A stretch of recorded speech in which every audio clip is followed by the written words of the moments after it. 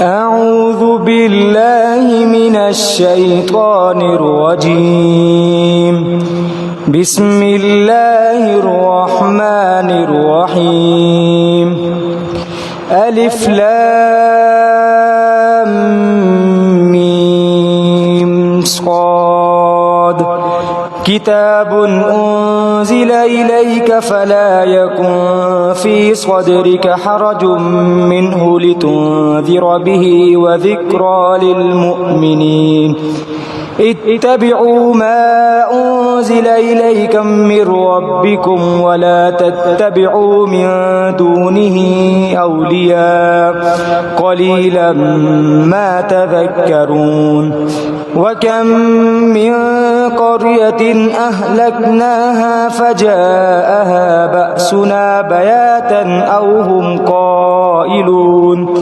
فما كان دعواهم إذ جاءهم بأسنا إلا أن قالوا إنا كنا ظالمين. فلنسألن الذين أرسل إليهم ولنسألن المرسلين فلنقصن عليهم بعلم وما كنا غائبين. فمن ثقلت موازينه فأولئك هم المفلحون. ومن خفت موازينه فأولئك الذين خسروا أنفسهم بما كانوا بآياتنا يظلمون. صدق الله العظيم. الحمد لله وكفى وسلام على عباده الذين اصطفى. اما بعد. سورہ اعراف قرآن کریم کی 7ویں سورت ہے. اعراف اصل میں جنت اور دوزخ کے درمیان کی ایک جگہ کا نام ہے. حدیث مبارکہ میں یہ بات آتی ہے کہ جن لوگوں کے کل قیامت کے دن اعمال میں نیکیوں کا پلڑا بھاری ہوگا وہ جنت میں جائیں گے، اور جن کا برائیوں کا پلڑا بھاری ہوگا وہ دوزخ میں جائیں گے. اور جن کے اعمال برابر ہوں گے، جنت کے اور جہنم یعنی نیکی کے اور برائی کے اعمال برابر ہوں گے، ان کو اللہ رب العزت ابتداءً اس جگہ پہ رکھیں گے جو جنت اور جہنم کے درمیان ہے، جس کو اعراف کہا جاتا ہے.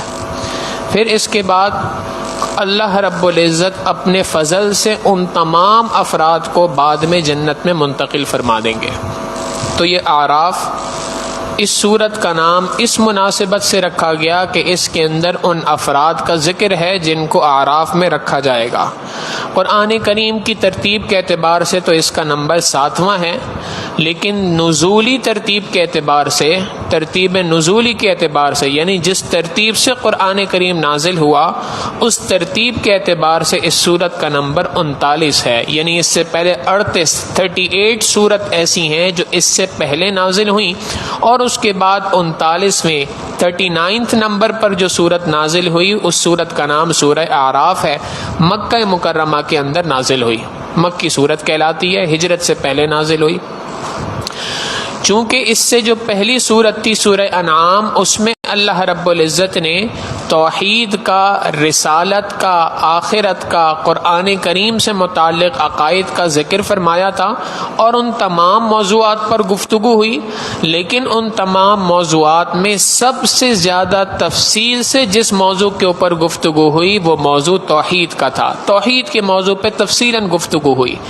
اس سورت کے اندر رسالت کے موضوع پہ تفصیلاً گفتگو کی گئی ہے، اگرچہ توحید کا موضوع بھی آیا ہے، آخرت کا موضوع بھی آیا ہے، اور قرآن کریم سے متعلقہ بھی کچھ بات ہے، لیکن اصل بنیادی مقصد اس سورت کا رسالت ہے.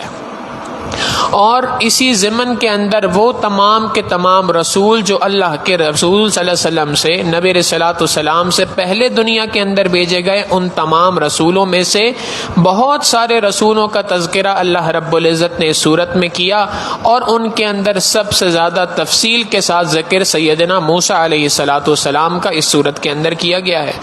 اور اس کے بعد ان رسولوں کی جو قومیں تھیں ان قوموں کا ذکر کیا کہ بہت سارے لوگ وہ تھے جنہوں نے ان رسولوں کی بات کو مان لیا، تو ان کا انجام کیا ہوگا، اور جو رسولوں کی بات نہیں مانی جن افراد نے، ان کا انجام کیا ہوا، دنیا کے اندر ان کے ساتھ کیا معاملہ پیش آیا اور آخرت میں کیا معاملہ پیش آئے گا، اس کو بیان کیا، اور اس کے ذریعے سے تنبیہ کر دی ان تمام افراد کو کہ جو موجودہ رسول نبی آخر الزماں محمد مصطفیٰ احمد مجتبی صلی اللہ علیہ وسلم ہیں، اگر تم ان پر ایمان نہیں لے کے آؤ گے تو تمہارا بھی وہی حشر ہوگا جو ان پچھلی قوموں کا ہوا ہے۔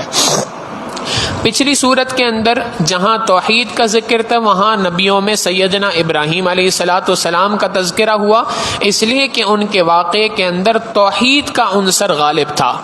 اس صورت کے اندر سب سے زیادہ خاص طور پہ سیدنا موسیٰ علیہ الصلوۃ والسلام کا تذکرہ ہوا، اس لیے کہ ان کے قصے کے اندر رسالت کا جو تذکرہ ہے وہ خصوصی طور پر ہے۔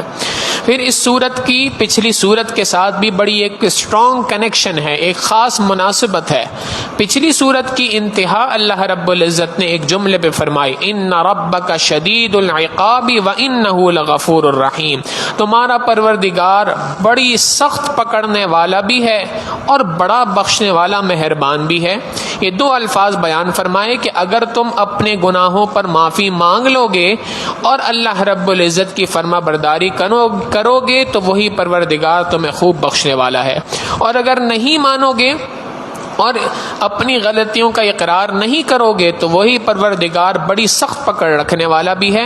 تو جو دعویٰ پچھلی صورت کے اندر کیا گیا کہ پروردگار بڑا سخت پکڑنے والا، بڑا مہربان، نہایت رحم والا ہے، معاف کرنے والا ہے، اسی کی مناسبت سے یہاں پر سیدنا آدم علیہ السلام اور ابلیس کا قصہ ذکر کر دیا کہ دیکھو جس نے غلطی کا اقرار کیا ہم بڑے بخشنے والے، اس کو مہربان ہیں، اس کی غلطی کو معاف کر دیا، اس کی بھول کو معاف کر دیا، اور جس نے اپنی غلطی کا اقرار نہیں کیا اس کے اوپر ہمارا غضب آیا، ہماری طرف سے پکڑ آ گئی، قیامت کے دن تک لعنتیں اس کے اوپر برس رہی ہیں، اس کو ابلیس کا خطاب دے دیا گیا۔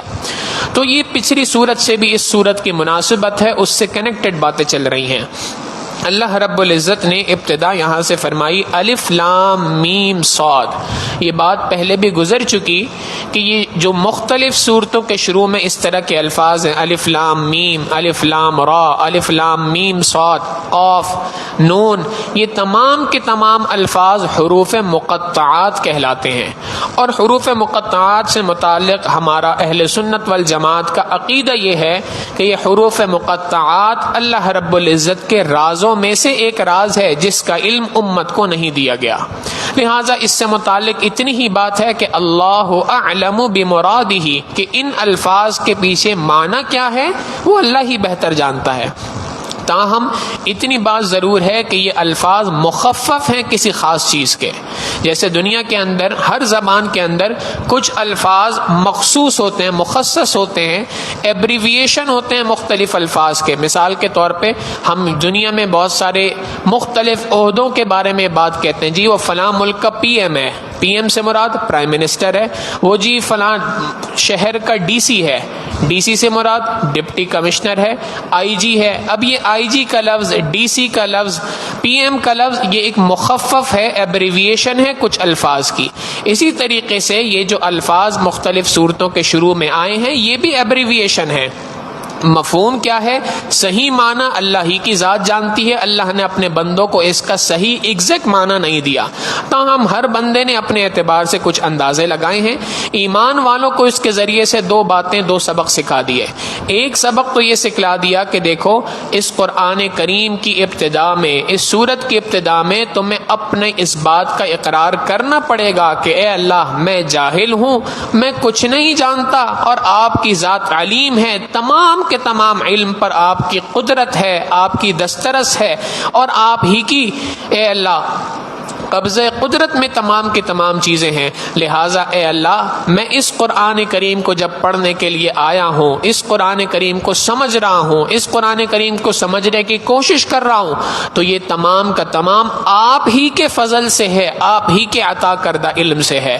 ارشاد یہاں سے اشارہ ہو گیا کہ اگر تم قرآن کریم کے ذریعے سے ہدایت حاصل کرنا چاہتے ہو تو تمہیں عاجزی اختیار کرنی پڑے گی، عاجزی کا اقرار کرنا پڑے گا تو قرآن کریم تمہارے سینوں میں اترے گا، ورنہ تکبر کے ساتھ اپنے آپ کو کچھ سمجھنے کے ساتھ علم تمہارے سینے میں منتقل نہیں ہو سکتا. امام ابو یوسف رحمہ اللہ فرمایا کرتے تھے کہ علم انسان کو بڑے اونچے درجوں پہ پہنچاتا ہے، بڑی عزتیں عطا کرتا ہے، لیکن کیا کریں، آتا عزت کے ساتھ نہیں ہے، آتا ذلت کے ساتھ ہے.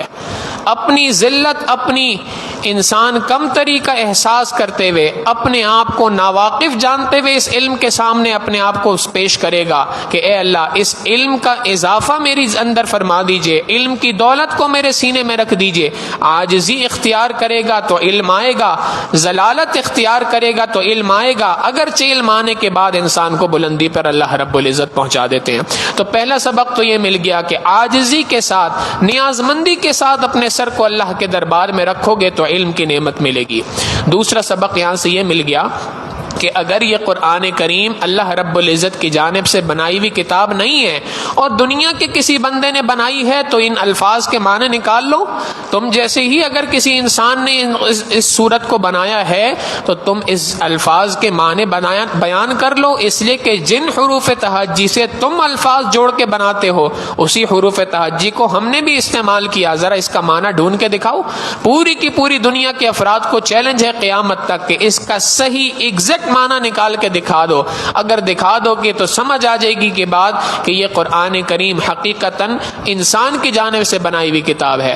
اور اگر یہ بات سمجھ آ جائے کہ نہیں ان الفاظ کے معنی ہم بیان نہیں کر سکتے تو سمجھ لو کہ قرآن کریم انسان کی بنائی ہوئی کتاب نہیں ہے بلکہ انسانوں کے پروردگار کی جانب سے بھیجی گئی کتاب ہے. ابن عباس رضی اللہ تعالیٰ عنہ نے اس سے متعلق ایک بات فرمائی. وہ فرماتے ہیں کہ جی ہماری ذہن یہاں تک جاتا ہے کہ اس سورت کے اندر ابتدا میں الف سے مراد اللہ جل جلالہ کا نام ہے، لام سے مراد اللہ کی صفت لطیف ہے باریک بین، میم سے مراد اللہ کی صفت مالک ہے، اور صاد سے مراد اللہ کی صفت صبور ہے. یہ انہوں نے ایک بات بیان فرمائی. تو بہرحال یہ اندازے ہیں، حقیقی علم اللہ رب العزت ہی کے پاس ہے. ایمان والا صرف اتنی ہی بات اس پر رکھتا ہے کہ یہ اللہ کی جانب سے اتارے گئے ہیں اور اس کا صحیح علم اللہ ہی کے پاس ہے، ہم اس پر ایمان لاتے ہیں. یہ قرآن کریم کے الفاظ ہیں. یہاں پر ایک تیسری بات بھی سمجھنے کی ہے اور وہ یہ ہے کہ اصول تو یہ ہے کہ قرآن کریم کو معنی اور مفہوم کے اعتبار سے سمجھنا ہر مسلمان کی ذمہ داری ہے، اس میں کوئی شک و شبہ نہیں. ہر مسلمان کے ذمہ یہ لازم ہے کہ وہ اس کلام پاک کو اچھے طریقے سے معنی اور مفہوم کے ساتھ سمجھے.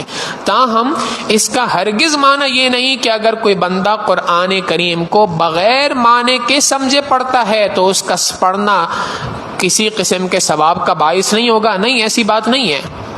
ہمارے حضرت سے ایک مرتبہ کسی نے بات کہی کہ جی یہ جو مدرسوں میں بچے بیٹھ کر قرآن کریم کا رٹا لگاتے ہیں تو طوطے کی طرح رٹا لگاتے ہیں، اس کا کیا فائدہ جب مطلب ہی نہیں پتا.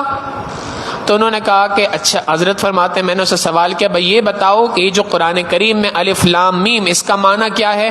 کہنے لگا جی اللہ کو معلوم ہے، ہمیں تو نہیں معلوم. حضرت فرماتے ہیں میں نے سوال کیا بھائی اس الف لام میم کے پڑھنے پر کیا ثواب ملتا ہے؟ کہنے لگا جی ملتا ہے. الف پر 10 نیکیاں ہیں، لام پہ 10 نیکیاں ہیں، میم پہ 10 نیکیاں ہیں. حضرت نے فرمایا کہ بھائی اگر الف لام میم کو بغیر سمجھے پڑھنے پر 10 نیکیاں مل سکتی ہیں، 30 نیکیاں اس لفظ کی تلاوت پہ مل سکتی ہیں، تو ذالک الکتاب لا ریب فیہ بغیر سمجھے پڑھنے پر کیوں نیکیاں نہیں مل سکتی؟ کہنے لگا جی واقعی بات سمجھ آ گئی. تو بات یہی ہے کہ قرآن کریم کے سمجھ کر پڑھنے پر بھی ثواب ہے، نہ سمجھ کر پڑھنے پر بھی ثواب ہے، تلاوت پر ثواب ہے چاہے اس کا معنی سمجھ میں آئے یا نہ آئے، یہ ایک الگ موضوع ہے۔ اور دوسرا یہ موضوع اپنی جگہ ہے کہ ہر بندے کے ذمے اللہ کی جانب سے یہ فرض کردہ بات ہے کہ وہ قرآن کریم کے معنی اور مفہوم کو سمجھ کر اس کے ذریعے سے نصیحت کو حاصل کرے۔ بہرحال الف لام میم صاد، اللہ رب العزت آگے فرماتے ہیں کتاب انزل الیک، یہ وہ کتاب ہے قرآن کریم، انزل الیک، جو آپ کی جانب نازل کی گئی ہے۔ یہ قرآن کریم آپ نے اپنی جانب سے نہیں گڑھا، بلکہ یہ قرآن کریم انزل الیک، آپ کی جانب اتارا گیا ہے۔ فلا یکن فی صدرک حرج، لہٰذا آپ اپنے دل میں کسی قسم کی تنگی کو محسوس نہ کریں۔ یہ جو آپ کو مختلف باتیں کہہ رہے ہیں، کوئی کہتا ہے کہ یہ نئی من گھڑت بات لے آیا، کوئی کہتا ہے شاعر ہے، کوئی کہتا ہے بڑی مشکل باتیں لے کے آ رہا ہے، یہ جو مختلف اعتراضات کر رہے ہیں تو آپ ذرا خود سوچیں، کیا یہ کلام آپ نے بنایا ہے؟ نہیں۔ جب آپ نے نہیں بنایا بلکہ کلام آپ پر اتارا گیا ہے، تو اگر یہ کوئی اس کلام پہ اعتراض کر رہے ہیں تو آپ کی ذات پہ اعتراض نہیں ہے، بلکہ یہ اعتراض تو پروردگار کی ذات پہ ہے۔ آپ کیوں اس کی وجہ سے تنگ ہوتے ہیں؟ اپنے دل میں پریشان نہ ہوں، اپنے آپ کو تنگی میں نہ رکھیں، ان کے اعتراضات کی وجہ سے پریشان نہ ہوں، بلکہ ہم نے اس کتاب کو اتارا ہے لتنذر بہ، تاکہ اس قرآن کریم کے ذریعے سے آپ لوگوں کو خبردار کریں، وذکریٰ للمؤمنین، اور یہ قرآن کریم نصیحت نامہ ہے ایمان والوں کے لیے۔ ایمان والوں کو چاہیے کہ وہ اس کے ذریعے سے نصیحت کو حاصل کر سکیں۔ دو باتیں بتلائیں، ایک بات اس قرآن کریم کا مقصد اس کے ذریعے سے لوگوں کو خبردار کریں، دوسری بات کہ اس قرآن کریم کو ہم نے نصیحت نامہ بنایا ایمان والوں کے لیے۔ لہٰذا یہ بات پتہ چل گئی، اگر کوئی غیر مسلم ہے اس کو اسلام کی دعوت دینی ہے تو اس کو خبردار کیا جائے گا اس قرآن کریم کے ذریعے سے، اور اگر کوئی شخص ایمان لا چکا ہے لیکن اعمال صالحہ سے دور زندگی گزار رہا ہے، اس کو دین کی دعوت لانے کے لیے، اس کو دین کی دعوت دینے کے لیے اس قرآن کریم سے نصیحت کو نکال کر اس کے سامنے پیش کیا جائے گا۔ آگے اللہ رب العزت فرماتے ہیں جب یہ قرآن کریم کی نصیحت نامہ ہے، اتبعوا ما انزل الیکم من ربکم، لہٰذا پیروی کرو اے ایمان والوں پیروی کرو تم ما انزل الیکم من ربکم، جو نازل کیا گیا تمہارے پروردگار کی جانب سے تمہاری طرف، جو قرآن کریم تمہاری طرف نازل کیا گیا اب اس کی پیروی کرنا شروع کر دو۔ ولا تتبعوا من دونہ اولیاء، اور اپنے پروردگار کو چھوڑ کر کسی اور سرپرست کی پیروی کرنا نہ شروع کر دینا۔ اپنے پروردگار کو چھوڑ کر، جس نے اس قرآن کریم کو نازل کیا، اس ذات کو چھوڑ کر کسی اور کے پیچھے نہ چلنے پڑو۔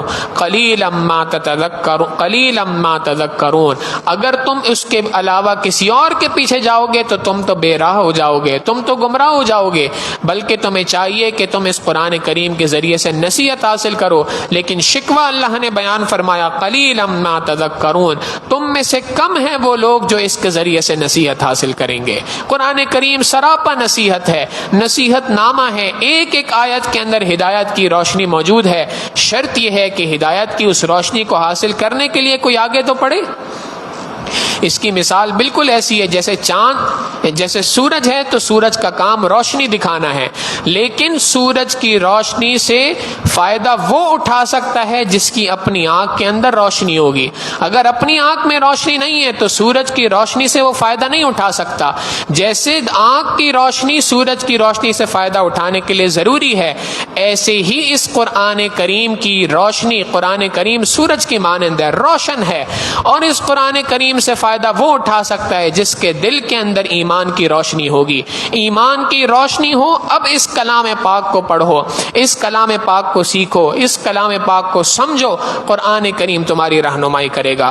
اور اگر تم اس کلام پاک کو نہیں سمجھتے اور اس کو پس پش ڈال دیتے ہو تو یاد رکھو یہ تم کوئی نئے کرنے والے نہیں ہو، اس سے پہلے کتنی ہی قومیں ایسے کام کر چکی ہیں اور بھگت چکی ہیں۔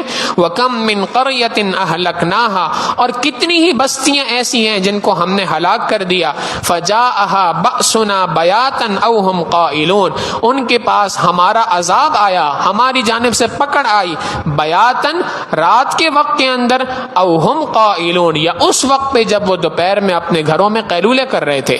جو راتوں کے وقت پہ بھی عذاب آیا، دن کے وقت پہ بھی عذاب آیا. یعنی بتانے کا مقصد یہ ہے کہ کتنی ہی بستیوں کو ہم نے ہلاک کر دیا. ہر کسی کے لیے کوئی وقت مقرر نہیں تھا کہ رات میں ہی آئے گا، دن میں ہی آئے گا، فلاں گھڑی کے اندر آئے گا. نہیں، کسی بھی گھڑی کے اندر اللہ کی جانب سے پکڑ آ سکتی ہے. اس سے خبردار رہو. اور اگر کوئی گناہ کر بیٹھو تو انتظار نہ کرو رات میں توبہ کروں گا، کل توبہ کروں گا، فلاں وقت پہ توبہ کروں گا. نہیں، گناہ ہو جائے، کوتاہی ہو جائے، فی الفور اللہ کے دربار میں توبہ کرو. اس لیے کہ رات کے وقت پہ بھی اللہ کی جانب سے عذابات آتے رہے ہیں، دن کے وقت میں بھی اللہ کی جانب سے عذابات آتے رہے ہیں. اور جب عذاب آئے، فما کان دعواہم اذ جاءہم بأسنا، جب ہمارا عذاب ان کے اوپر آیا تو اس وقت پہ ان کی پکار اس کے سوا کچھ نہ تھی، الا ان قالوا، کہ وہ کہنے لگے، انا کننا ظالمین، بے شک ہم تو ظلم کرنے والوں میں سے ہیں. یعنی اپنے جرموں کا اقرار کرنے لگے. لیکن جیسے گزشتہ سورت کے اختتام پہ یہ بات گزری تھی، اللہ رب العزت نے فرمایا کہ کیا یہ انتظار کر رہے ہیں پروردگار کی جانب سے کسی نشانی کے آنے کا؟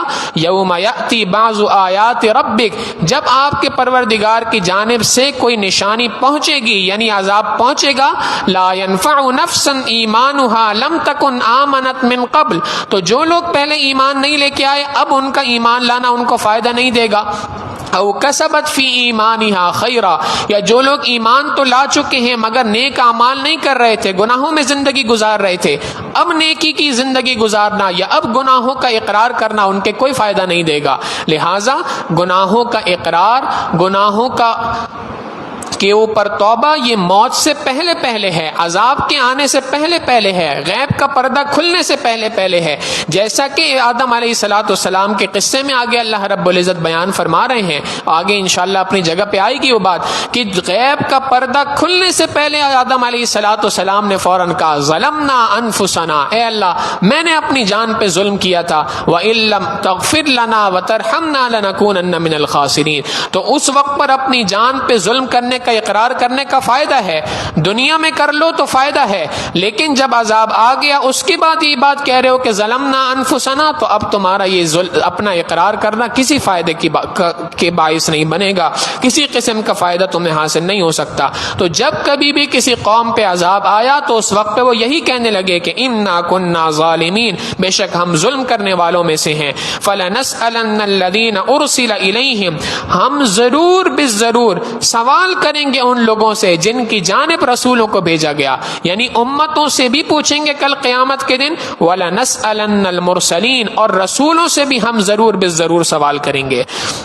نبی علیہ السلام نے اس کو قرآن سمجھایا کہ قرآن کریم میں چونکہ دو مختلف جگہوں پہ بات آ چکی ہے، کل قیامت کے دن اللہ رب العزت تمام انبیاء کو جمع فرمائیں گے اور انبیاء کو جمع کر کے ان سے سوال ہوگا، کیا تم نے اپنا جو تمہاری مشن تھا، جو تمہاری ذمہ داری تھی رسالت کے پیغام کو پہنچانا، کیا تم نے پہنچایا؟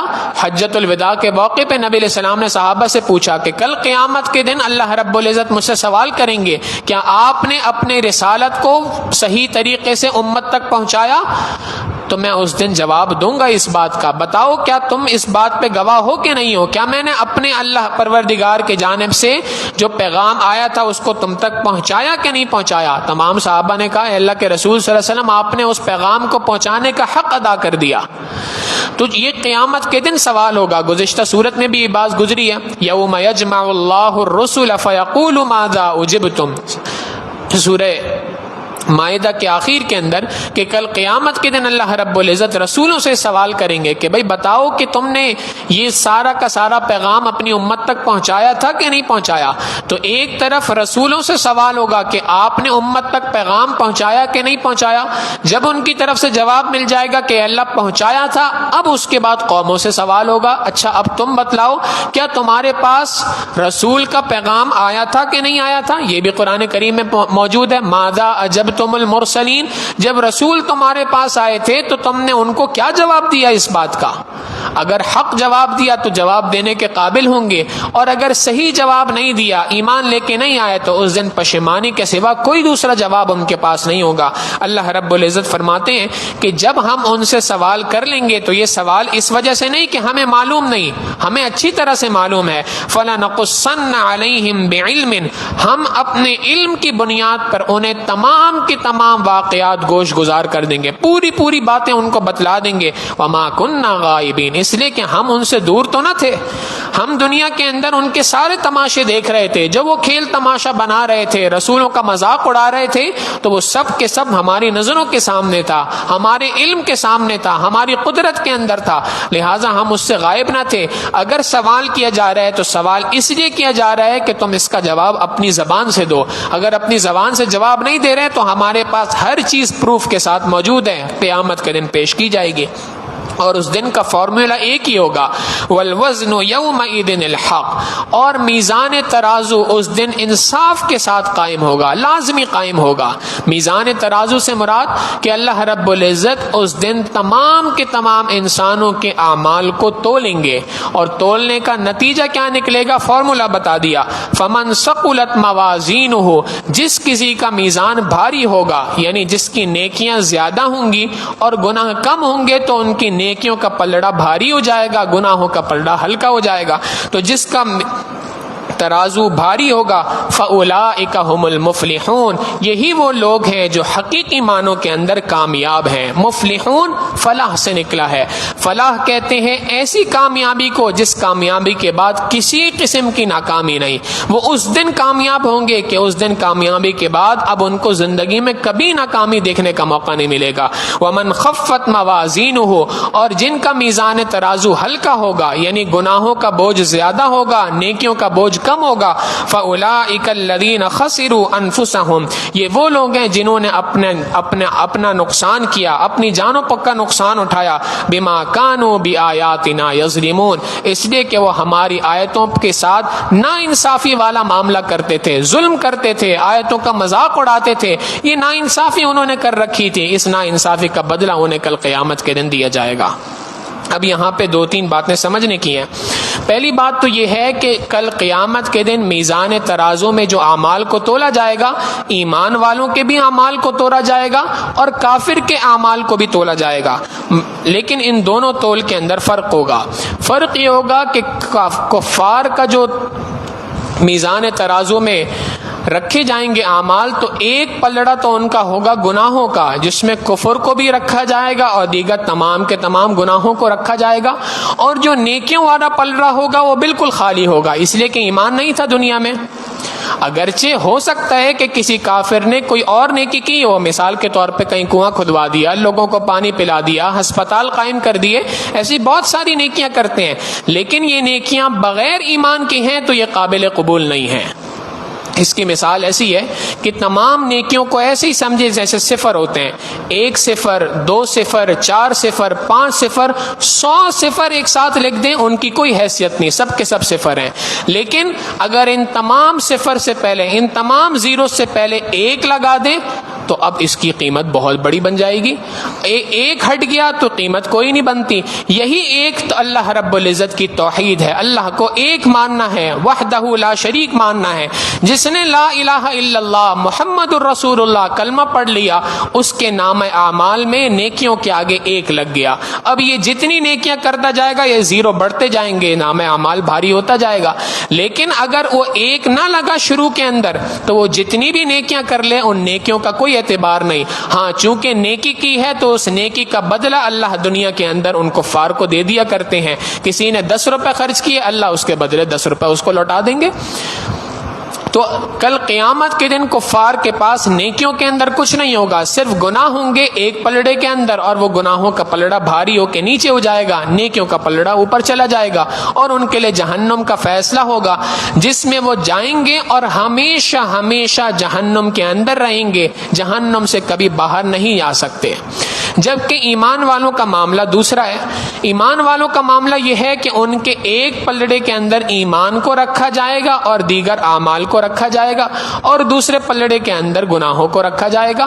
اب ان دو پلڑوں میں سے اگر نیکیوں کا پلڑا بھاری ہے، یہ خوش قسمت آدمی ہے، یہ فلاح والا آدمی ہے، کامیابی حاصل کرنے والا آدمی ہے، اس کو جنت کے اندر داخل کر دیا جائے گا۔ اللہ سے دعا کرنی چاہیے اللہ ہم میں سے ہر بندے کو اسی میں سے بنا دے۔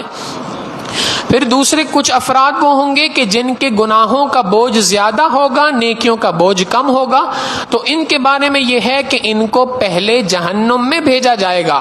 جہنم میں یہ اپنی مقرر کردہ سزا کو کاٹیں گے اور اس سزا کو کاٹنے کے بعد جنت کے اندر داخل ہوں گے۔ یعنی ایمان کا فائدہ یہ ہے کہ انسان ایک نہ ایک دن جہنم سے بچ کر جنت کے اندر داخل کر دیا جائے گا اس ایمان کی وجہ سے۔ البتہ اگر ایمان کے ساتھ نیک اعمال کرے گا تو جہنم میں جانے کے بجائے سیدھا جنت کے اندر جائے گا۔ یعنی یوں کہا جائے تو غلط نہیں ہوگا کہ مسلمان کے جنت میں جانے کے دو راستے ہیں، ایک راستہ ڈائریکٹ جنت کے اندر چلا جائے، دوسرا راستہ وایا جہنم جنت کے اندر جا رہا ہے۔ یہ دو طریقہ کار ہیں۔ تو اللہ سے دعا یہی کرنی چاہیے، نبی علیہ السلام نے دعا یہی سکھلائی کہ اللہم انا نسألک الجنہ ونعوذ بک من النار۔ اے اللہ ڈائریکٹ جنت چاہیے، جہنم کی آگ کو برداشت نہیں کر سکتے، اے اللہ ہم آپ سے جنت کا سوال کرتے ہیں اور جہنم سے پناہ مانگتے ہیں۔ بہرحال یہ اللہ رب العزت نے بیان فرما دیا اور اس کے ساتھ یہ بات سمجھا دی کہ دیکھو صرف ایمان کا لا دینا کافی نہیں ہے، ایمان بہت بڑی نعمت ہے جو تمہارے پاس ہے۔ اس نعمت کا اندازہ شاید دنیا میں نہیں ہو رہا، کل قیامت کے دن تو البتہ ضرور ہوگا۔ سب سے بڑی نعمت تمہارے پاس ایمان ہے، لیکن صرف ایمان کا لا دینا کافی نہیں ہے، ایمان لانے کے بعد نیک اعمال کا کرنا تمہارے اوپر، تمہارے ذمہ لازم ہے۔ تو یہ پہلا مسئلہ حل ہوا کہ ایمان والوں کا نامہ اعمال الگ طریقے سے تولا جائے گا اور کفار کا نامہ اعمال الگ طریقے سے تولا جائے گا۔ دوسری بات کہ کل قیامت کے دن وزن کس طریقے سے ہوگا، یہ ایک ایسا مسئلہ ہے جس کے اندر کافی اقوال ہیں، کافی باتیں ہیں۔ سب سے پہلی بات تو یہ ہے کہ جو اللہ کے رسول صلی اللہ علیہ وسلم کی ایک حدیث مبارکہ سے پتہ چلتی ہے کہ کل قیامت کے دن نامہ اعمال کو، یعنی جن رجسٹروں کے اندر فرشتوں نے اعمال درج کیے ہیں ان رجسٹروں کو تولا جائے گا، نامہ اعمال کو تولا جائے گا۔ ایک رجسٹر ہے جس کے اندر نیکیاں لکھی گئیں، ایک رجسٹر ہے جس کے اندر برائیوں کو لکھا گیا، گناہوں کو لکھا گیا۔ ابن عمر رضی اللہ تعالیٰ عنہ فرماتے ہیں نبی علیہ الصلوٰۃ والسلام نے ارشاد فرمایا کل قیامت کے دن اللہ رب العزت ایک بندے کو بلائیں گے اور اس کے بارے میں حکم ہوگا کہ اس کے نامہ اعمال کو تولا جائے۔ چنانچہ 99 رجسٹر ہوں گے گناہوں کے اور ہر رجسٹر کا سائز اتنا بڑا ہوگا کہ مد بصرہ، جتنی دور تک نگاہ دیکھ سکتی ہے اتنا بڑا سائز ایک رجسٹر کا ہوگا۔ 99 رجسٹر گناہوں کے ایک پلڑے میں رکھ دیے جائیں گے اور نیکی کے پلڑے میں اس کے کچھ بھی نہیں ہوگا۔ اب اس کے لیے جہنم کا فیصلہ ہونے والا ہوگا کہ اللہ رب العزت ایک پرچی وہاں پر فرشتوں کو دیں گے کہ بھئی یہ پرچی اس کی نیکی کے پلڑے میں رکھ دو۔ تو وہ بندہ کہے گا یا اللہ ما هذه البطاقة وما هذه السجالات، اے اللہ کہاں یہ رجسٹر اتنے سارے اور کہاں چھوٹی سی پرچی، ان کا کوئی مقابلہ نہیں، آپ حکم کریں میں سیدھا جہنم میں جاتا ہوں۔ اللہ رب العزت فرمائیں گے کہ نہیں، میرا ضابطہ یہ ہے، میرا اصول یہ ہے کہ نیکیاں بھی تلیں گی، بدی بھی تلے گی، نیکی بھی تلے گی، برائیاں بھی تلیں گی، یہ میرا ضابطہ اور اصول ہے۔ آج کے دن کسی کے ساتھ ناانصافی نہیں ہوگی۔ لہٰذا اللہ کے رسول صلی اللہ علیہ وسلم فرماتے ہیں جب وہ پرچی نامہ اعمال کی نیکی کے پلڑے میں ڈالی جائے گی تو نیکی کا پلڑا بھاری ہو جائے گا اور 99 دفتر گناہوں کے جو ہوں گے وہ سب کے سب اس کے مقابلے میں ہلکے ہو جائیں گے۔ نبی علیہ السلام نے صحابہ سے پوچھا کیا تم جانتے ہو اس پرچی میں کیا تھا؟ صحابہ نے عرض کیا اللہ کے رسول صلی اللہ علیہ وسلم ہمیں کیا معلوم کیا تھا؟ نبی علیہ الصلوۃ والسلام نے فرمایا اس میں اس کا یہ کہنا تھا ایک مرتبہ لا الہ الا اللہ محمد الرسول اللہ۔ ایمان اس دن انسان کو اس طریقے سے فائدہ دے جائے گا۔ تو بہرحال اس حدیث مبارکہ سے پتہ چلا کہ کل قیامت کے دن نامہ اعمال کو تولا جائے گا۔ پھر اسی کے مقابلے میں ایک فرقہ پچھلے زمانے میں گزرا ہے جس کا نام تھا معتزلہ۔ وہ یہ بات کہا کرتے تھے کہ نہیں نامہ اعمال کو نہیں تولا جا سکتا، اس لیے نہیں تولا جا سکتا، اصل میں یہ فرقہ تھا جن کی بنیاد تھی عقل کے اوپر، عقل پرست لوگ تھے، جو بات عقل میں سمجھ آئی اس کو قبول کریں گے، جو بات عقل میں نہیں آئی اس کو قبول نہیں کریں گے۔ اگرچہ معتزلہ فرقہ کا تو آج وجود نہیں ہے، لیکن آج دنیا میں اس فرقے سے متعلق افراد بہت موجود ہیں جو قرآن کریم کے ہر مسئلے کو عقل کی کسوٹی پہ رکھتے ہیں۔ آپ بتائیں کیا سونار کے جو تولنے کا وزن کرنے کا جو میجرنگ اس کا یونٹ ہوتا ہے، ویئنگ مشین ہوتی ہے جس کے اوپر وہ سونار اپنے مختلف چھوٹے چھوٹے سونے کی چیزوں کو تول رہا ہوتا ہے، کیا اس کے اوپر کبھی کوئی شخص کوئی ہمالیہ کو تول سکتا ہے؟ یقیناً اگر وزن تولنا ہے، اپنے آپ کا انسان کا وزن ہے تو اس کو تولنے کا معیار کچھ اور ہے، اس کے لیے ویئنگ مشین کوئی اور ہے، اور اگر سونار کے سونے کو تولنا ہے تو اس کے لیے ویئنگ مشین کچھ اور ہے، دونوں کو الگ الگ ویئنگ مشین پہ تولا جائے گا۔ ایسے ہی پروردگار عالم کی باتیں تم اپنے عقل کے ویئنگ مشین کے اوپر تولنا چاہتے ہو، یہ ممکن نہیں ہے، تو یہ تمہارے سمجھ سے باہر کی چیز ہے بہت ساری۔ لہٰذا قرآن کریم کی ہر بات کو عقل کی کسوٹی پہ نہیں رکھا جائے گا۔ انہوں نے یہ بات کہنا شروع کی کہ ترازو سے اگر پروردگار اعمال کو تولیں گے تو یہ تو نعوذ باللہ اللہ رب العزت کے جاہل ہونے کی دلیل ہے، اس لیے کہ جو ذات کو نہ پتا ہو وہ تول کے معلوم کرے گا، اللہ کو تو پہلے سے ہر چیز پتا ہے۔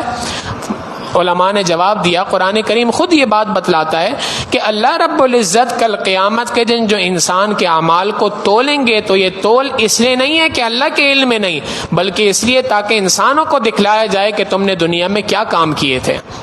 دوسری بات وہ کہا کرتے تھے کہ دنیا میں تولا تو اس چیز کو جاتا ہے جس کا کوئی جسم ہو، جو ٹینجیبل چیز ہوتی ہے، جو ایکسٹریکٹ چیز ہو، جو انٹینجیبل چیز ہو، جس کا کوئی جسم نہ ہو، اس کو کیسے تولا جا سکتا ہے؟ اب ایک بندے نے عمل کر لیا، عمل کرنے کے بعد اس کی نیکی یا اس کی برائی کہیں نظر تو نہیں آ رہی جس کو پکڑ کے کسی وزن کے ترازو کے اوپر رکھا جائے، تو کیسے تولا جا سکتا ہے؟ اس کا جواب علماء نے لکھا۔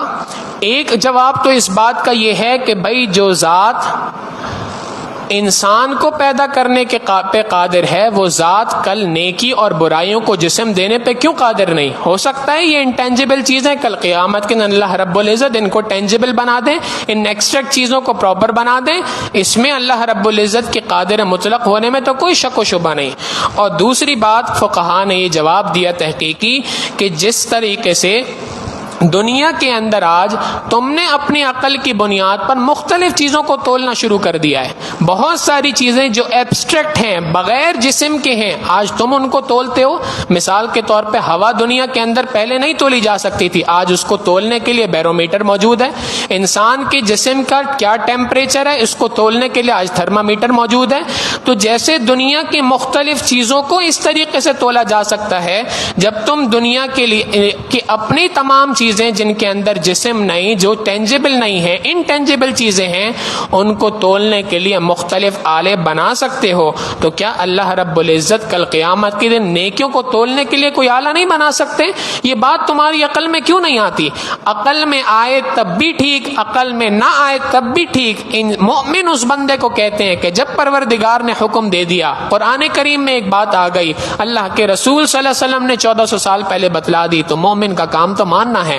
البتہ آج کی سائنس نے اس بات کو اس طریقے سے مزید پروف کر دیا، لہٰذا ارشاد فرما دیا فمن ثقلت موازینہ، جس کسی شخص کا میزان، جس کا ترازو بھاری ہو گیا، فاولئک هم المفلحون، تحقیق کہ وہ کامیاب ہو گیا۔ ومن خفت موازینہ، اور جس کا میزان ترازو ہلکا ہو گیا، فاولئک الذین خسروا، یہ وہ لوگ ہیں جنہوں نے اولئک الذین خسروا انفسهم، جنہوں نے اپنی جانوں کا نقصان کیا، بما کانوا بآیاتنا یظلمون، اپنی ہماری آیتوں کے ساتھ نا انصافی کرنے کی وجہ سے۔ وَلَقَدْ مَكَّنَّاكُمْ فِي الْأَرْضِ، تحقیق ہم نے تمہیں زمین پر جگہ عطا فرمائی۔ یہ اللہ رب العزت اپنی قدرت بیان کر رہے ہیں، اپنا احسان بیان کر رہے ہیں۔ اللہ کا احسان ہے کہ اللہ نے تمہیں زمین پر ٹھہرنے کی جگہ عطا فرمائی ہے۔ اور اس کو سمجھنے کی بات یہ ہے، آج سائنس یہ بات سمجھاتی ہے کہ زمین کے اوپر ایک گریویٹیشنل فورس ہے، ایک کشش ثقل ہے جو انسان کو نیچے کی طرف کھینچ کے رکھتی ہے، جس کی وجہ سے کوئی بھی چیز، اگر مثال کے طور پہ یہ پین اگر ہاتھ سے چھوڑ دیا جائے تو یہ سیدھا نیچے آئے گا، اوپر نہیں رہے گا۔ یہ اس وجہ سے ہے کہ اگر یہ کشش ثقل اور یہ گریوٹی اللہ نے اس زمین کے اندر نہیں رکھی ہوتی تو انسان تو ہواؤں میں تیر رہے ہوتے، چلنا مشکل تھا، پھرنا مشکل تھا، کام کاج کرنا مشکل تھا۔ آج چاند اور مختلف قسم کے جو دوسرے سیارے ہیں ان کے اندر ایک بڑا مسئلہ یہ ہے کہ جہاں پر زندگی نہیں پائی جاتی، نہ پانے کی ایک بڑی بنیادی وجہ یہ کہ وہاں پر یہ گریویٹیشنل فورس یا تو بالکل نہیں ہے یا اگر ہے تو اتنی کم ہے کہ جس کی وجہ سے وہاں رہنا بہت زیادہ مشکل ہے۔ تو یہ اللہ رب العزت کا کتنا بڑا احسان کہ اس نے نہ صرف یہ کہ تمہیں دنیا میں بھیجا، دنیا میں بھیجنے کے بعد دنیا میں رہنے کے تمام انتظامات تمہارے لیے فرمائے۔ وَلَقَدْ مَكَّنَّاكُمْ فِي الْأَرْضِ، اللہ نے تمہیں زمین کے اندر ٹھہرنے کی جگہ عطا فرمائی۔ وَجَعَلْنَا لَكُمْ فِيهَا مَعَائِشَ، اور یہاں پر تمہارے رہنے سہنے کا انتظام فرمایا، روزی کا انتظام فرمایا، خوراک کا انتظام فرمایا، سانس لینے کا انتظام فرمایا۔ دنیا میں اگر کوئی شخص ان پھیپڑوں سے سانس نہ لے سکے تو اس کو اپنی مصنوعی سانس لینے کی کیا قیمت ادا کرنی پڑتی ہے، چند سالوں پہلے ہم اور آپ اچھے طریقے سے دیکھ چکے ہیں۔ یہ جو پروردگار عالم نے اتنے بڑے بڑے سلنڈر پوری دنیا کے اندر لگا رکھے ہیں، فری کی آکسیجن ہر بندہ حاصل کر رہا ہے، یہ اللہ رب العزت نے ہر بندے کو دنیا کے اندر ٹھہرنے اور دنیا کے اندر رہنے کی سہولتیں میسر فرمائی ہیں۔ یہ تمام کی تمام سہولتیں اس پروردگار نے عطا فرمائی۔ ہونا تو یہ چاہیے تھا کہ ان تمام سہولتوں کو حاصل کرنے کے بعد تم اللہ کی شکر گزاری والی زندگی گزارتے، لیکن قلیلا ما تشکرون، تم میں سے تھوڑے ہیں وہ لوگ جو شکر گزاری والی زندگی گزارتے ہیں۔ پروردگار عالم نے اس رکوع کو اپنے شکوے کے اوپر ختم فرمایا کہ آج حقیقت یہ ہے کہ انسان ناشکرا ہے، ناشکری کرتا ہے، اور آج یہ بات بھی اپنی جگہ ہے کہ جہاں اس سے کوئی انکار نہیں کر سکتا کہ آج دنیا میں پوری کی پوری عالمی اعتبار سے دنیا میں حالات خراب ہیں، معاشی اعتبار سے حالات پوری دنیا کے خراب ہیں، اور بالخصوص پاکستان میں بہت زیادہ خراب ہیں۔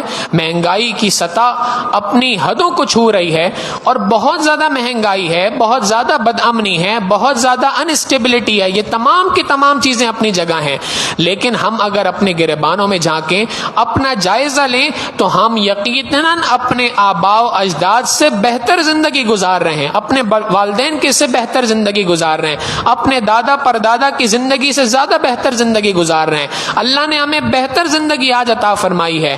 ہمارے مسائل کا ایک بہت بڑا حل، مسائل کی ایک بہت بڑی وجہ، اور وہ یہ ہے کہ ہم اللہ رب العزت کی ناشکری والی زندگی گزارتے ہیں۔ تھوڑی سی کوئی چیزیں ہمارے مزاج کے خلاف ہو جائیں تو ہماری ناشکری ہماری زبان پہ آ جاتی ہے، ہم ناشکری والے جملے کہنا شروع کر دیتے ہیں۔ پروردگار بھی یہی بات فرما رہے ہیں، قلیلا ما تشکرون، تھوڑے ہیں تم میں سے جو لوگ جو پروردگار کا شکر ادا کرتے ہیں۔ حقیقت تو یہ ہے کہ ہمیں اللہ رب العزت کا شکر ادا کرنا چاہیے کہ اے اللہ، آپ نے ہزاروں نہیں، لاکھوں نہیں، کروڑوں نہیں، اربوں انسانوں سے بہتر حالات کے اندر ہمیں رکھا ہے۔ اے مالک، ہم آپ کا جتنا شکر ادا کریں کم ہے۔ ابن عطا اللہ اسکندری رحمہ اللہ فرمایا کرتے تھے، جس بندے نے اللہ رب العزت کی نعمت کی ناشکری کی اور اس ناشکری کرنے کی وجہ سے اس نے اب اللہ رب العزت کی اس نعمت کو دھکے دے دے کے اپنے پاس سے نکال لیا، اور جس نے اللہ رب العزت کی نعمت پر قدردانی کی، شکر گزاری کی، تو یہ شکر گزاری ایسی ہے کہ اس بندے نے اس نعمت کو زنجیروں میں باندھ کر اپنے پاس رکھ لیا۔ قرآن کریم کہتا ہے لئن شکرتم لازیدنکم، اگر تم شکر ادا کرو گے نعمتوں میں اضافہ کرتا جاؤں گا، ولئن کفرتم ان عذابی لشدید، اگر ناشکری والی زندگی گزارو گے تو میرا عذاب بڑا سخت ہے، اور ناشکری کی بنا پہ تمہیں چھو کے رہے گا وہ عذاب۔ لہٰذا اللہ رب العزت کی شکر گزاری والی زندگی گزاریں، اور سب سے بڑا شکر یہ ہے کہ اللہ نے جس نعمت کو جس کام کے لیے عطا فرمایا اس نعمت کو اسی کام کے لیے استعمال کریں۔ آنکھ اللہ نے دی ہے، اس کلام پاک کو پڑھنے کے لیے. آنکھ اللہ نے دی ہے حلال چیزوں کو دیکھنے کے لیے، نہ کہ حرام چیزوں کو دیکھنے کے لیے. لہٰذا ان حرام چیزوں سے اس آنکھ کے دیکھنے کو بچائے اور حلال چیزوں کے دیکھنے کے اندر رکھے. یہ اس آنکھ کا شکر ہے. زبان کا شکر یہ ہے کہ اس کو اللہ کی حمد کے اندر استعمال کیا جائے. زبان کا شکر یہ ہے کہ نیکی کے اندر استعمال کیا جائے، نیکی کی دعوت دینے کے اندر استعمال کیا جائے، حلال کمانے کا ذریعہ اس کو کے طور پہ استعمال کیا جائے. یہ زبان کا شکر ہے. اور اگر اس کے ذریعے سے جھوٹ بولا جائے گا، گالم گلوچ کی جائے گی، فحاشی اور اوریانی والے مذاق کیے جائیں گے، تو یہ زبان کی ناشکری ہے. ایسے ہی ہر نعمت کا شکر ادا کرتے جائیں اور نعمتوں کا شکر ادا کرنا شروع کریں اور اللہ کی رحمتوں کا کھچاؤ اپنی جانب دیکھیں. پروردگار عالم کی رحمت کیسے ہمیں آغوش کے اندر لیتی ہے. اللہ رب العزت سے دعا ہے کہ پروردگار عالم ہمیں اپنے شکر گزار بندوں میں شامل فرمائے. وآخر دعوانا ان الحمد للہ رب العالمین. سبحان ربی دار الوہاب. اللہم صلی علی سیدنا محمد وعلی آل سیدنا محمد وبارک وسلم. ربنا ظلمنا انفسنا وان لم تغفر لنا وترحمنا لنکونن من الخاسرین. یہ کسی صاحب نے اپنی والد، ہمشیرہ اور اہلیہ کے لیے دعا کی درخواست کی ہے کہ وہ سب کے سب بیمار ہیں. خاص طور پہ دعا فرمائے اللہ تعالیٰ انہیں اور دیگر تمام بیماروں کو شفائے کاملہ عاجلہ مستمرہ دائمہ نصیب فرمائے. ملک میں جو سیلابی صورتحال ہے اس کے لیے خاص طور پہ دعا فرمائیں.